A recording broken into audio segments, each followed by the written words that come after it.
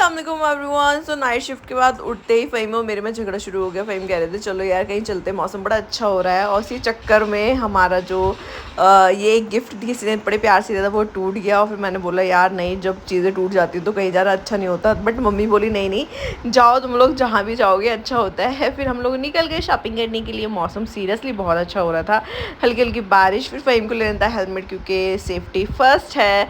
सो यहाँ पे ये जो घर दिख रहा है मुझे बहुत पसंद आया, सोचो आपको दिखाऊं। फिर हम लोग आ गए शॉपिंग करने के लिए। तो कमेंट करके बताना हम लोग कहाँ पर है और ये कौन सी जगह है। यहाँ पे बहुत अच्छी अच्छी टी शर्ट्स मिली थी, तो मुझे तो टी शर्ट्स बहुत पसंद है। तो सबसे पहले मैंने टी शर्ट ली, उसके बाद मैं आ गई डाइनिंग टेबल के लिए कुछ मैट्स देखने थे मुझे। वो देखे बहुत ही प्रिटी थे और मैंने बहुत ही कम प्राइस में इसको लिया। और फिर यहाँ पे बहुत अच्छी अच्छी एक्सेसरीज थी।